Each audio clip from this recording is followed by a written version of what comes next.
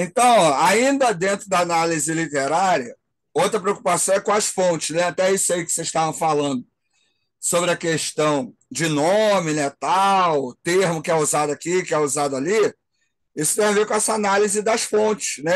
Onde cada evangelista bebeu, o que um usou de outro ou não.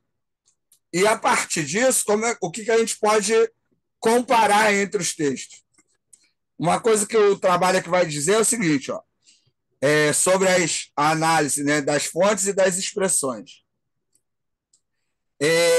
O uso, né, das expressões repetidos mostra claramente que a preocupação primordial do texto gira em torno da companhia à mesa, oferecida por Jesus a publicanos e pecadores.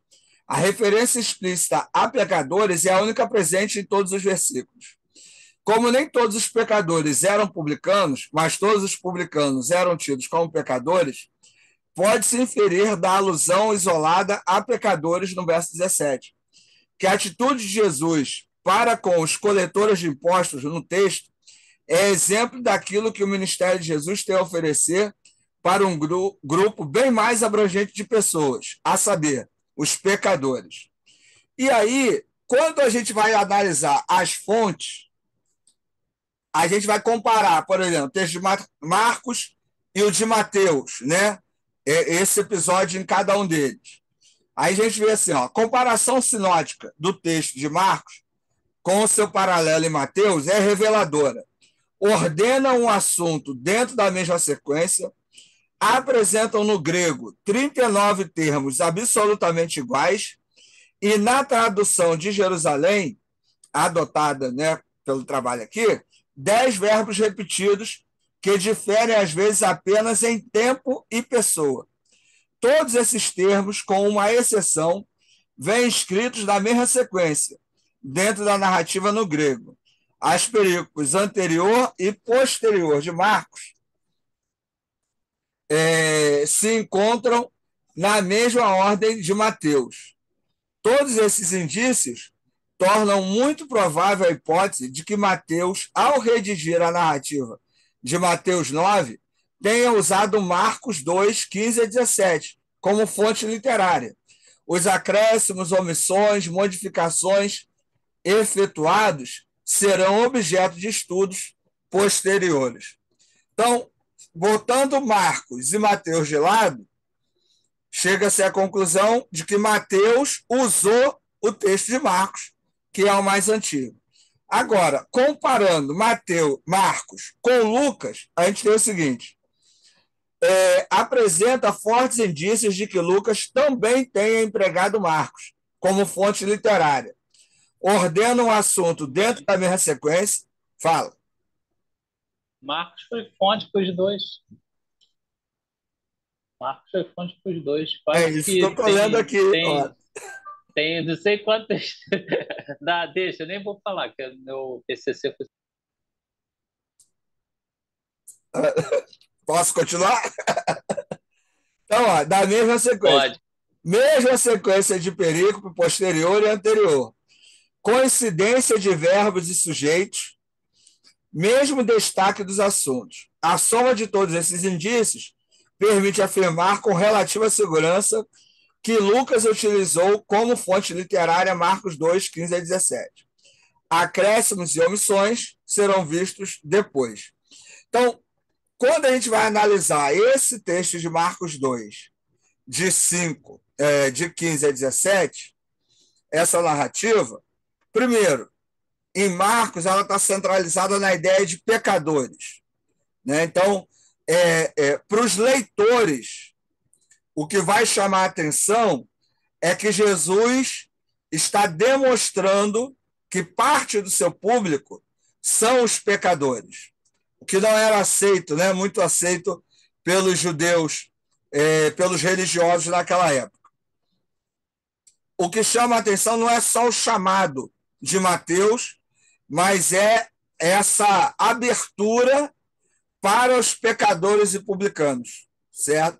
Pela análise que foi feita até aqui. E o texto de Lucas e Mateus não vão apresentar grandes diferenças. essa comparação ajuda para entender o foco. Por quê, gente? Pensa nas bem-aventuranças que a gente já falou aqui várias vezes. Nas bem-aventuranças de Mateus são diferentes da de Lucas. A de Mateus é quem é, como eu devo ser para entrar no reino dos céus. Devo ser humilde de coração, humilde de espírito, eu devo ser uma pessoa que busca paz, né, que busca misericórdia.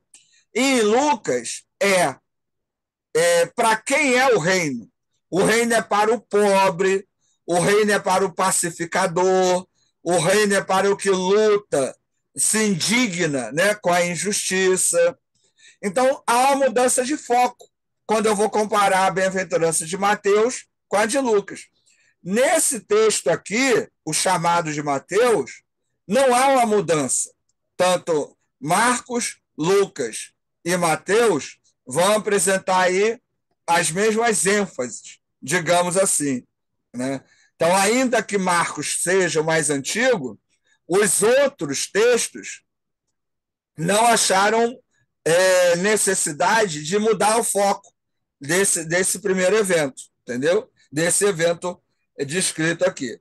Então, isso tudo é feito na análise literária, que é um dos recursos aí utilizados pelos métodos histórico-críticos. Para finalizar agora, a gente vai ver a análise redacional, que é também um dos recursos do método histórico-crítico. Tá?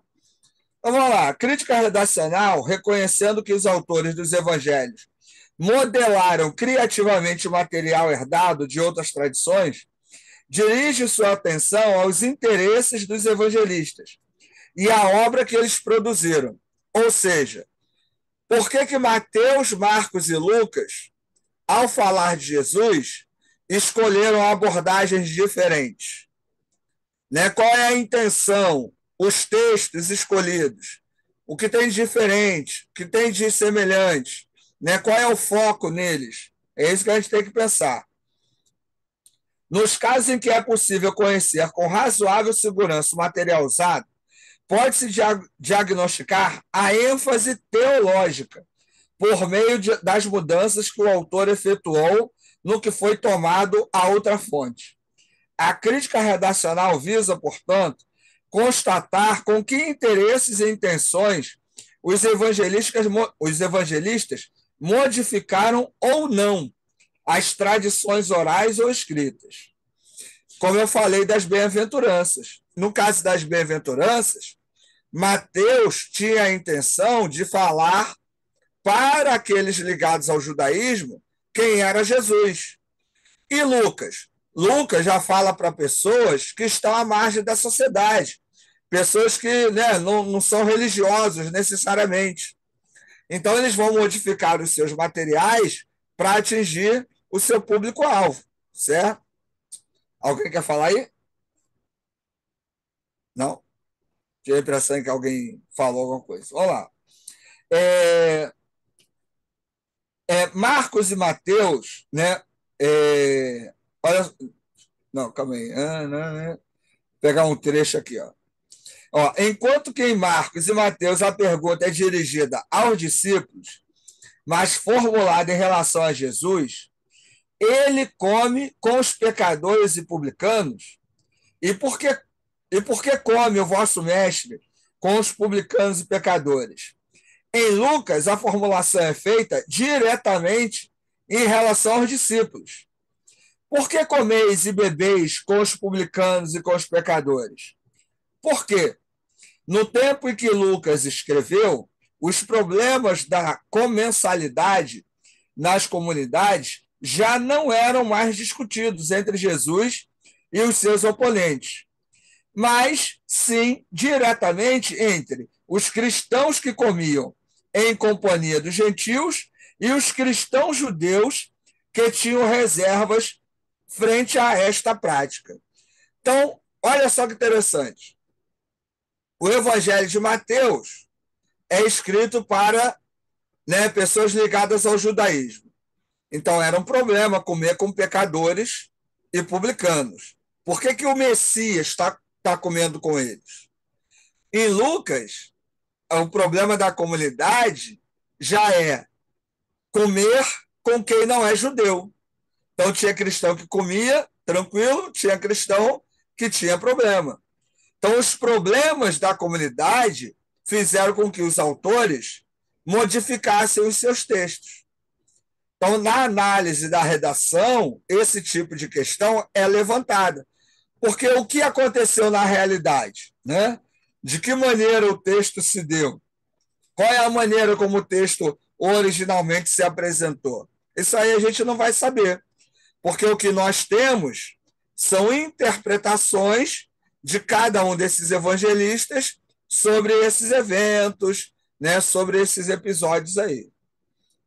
Vamos ver aqui, ó. É típico de Mateus relacionar Jesus às Escrituras através de citações do Antigo Testamento. Isso tem um papel didático, que era para informar os leitores cristãos e apoiar a fé deles, certo? Em Mateus, a misericórdia, né, é citada ao lado da justiça e da fé, como sendo as coisas mais importantes da lei. Lucas reproduz literalmente o dito de Jesus que está em Marcos 2,17, somente acrescentando para o arrependimento.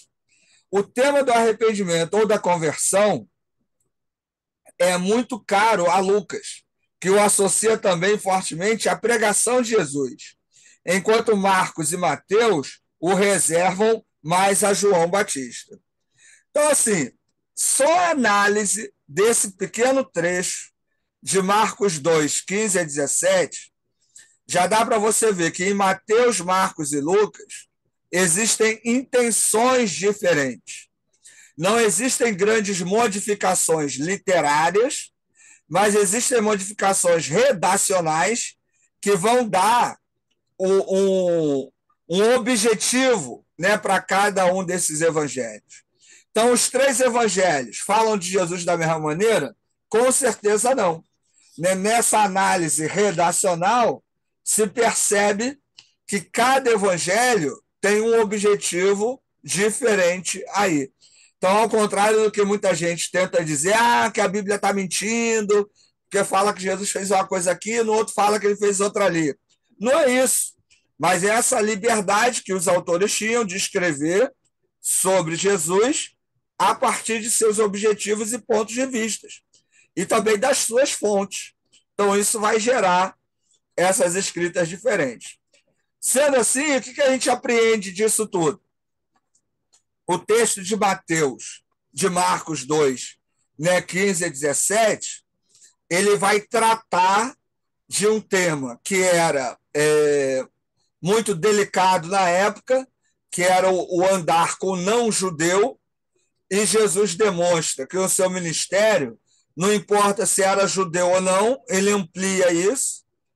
Essa perspectiva do que era pecador, né, para o judeu, é basicamente quem não é judeu é pecador.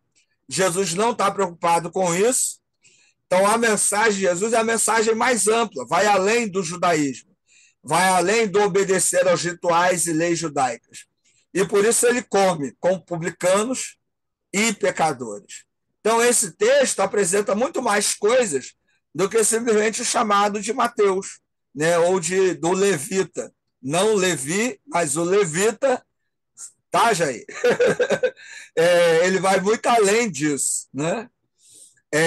Esse tipo de pesquisa, como é que a gente vai produzi-la? Com os materiais que nos ajudam a entender o contexto social, contexto literário, o gênero literário. Lembre-se, é importante, né, entender o gênero literário, porque o gênero literário vai também me ajudar a entender o objetivo do texto, né, o contexto que o texto está inserido, as frases, os verbos que são usados, não em português, tá? Mas em grego.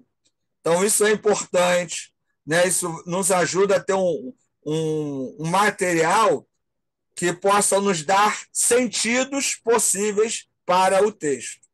Então, a nossa função aí seria entender as possibilidades de interpretação desse texto. Tá certo, gente? É isso. Alguém quer falar alguma coisa, comentar, perguntar? Não, tranquilo?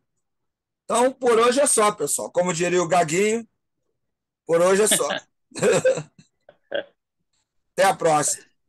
Valeu, boa Show, noite aí, show. gente. Um abraço. Valeu, Valeu. galera.